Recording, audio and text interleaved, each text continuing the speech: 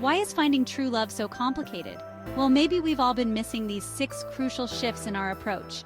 Let's dive into the game-changing tips to amp up your love life. First up, release that neediness. It's like holding a neon sign that says, "Please complete me." Instead, let's switch that sign to self-fulfilled and loving it. Next, self-love isn't just trendy, it's essential. Remember, you can't pour from an empty cup, so fill yours first. Love yourself like you're the last slice of pizza on a Saturday night. Now, authenticity over role-playing. Drop the masks.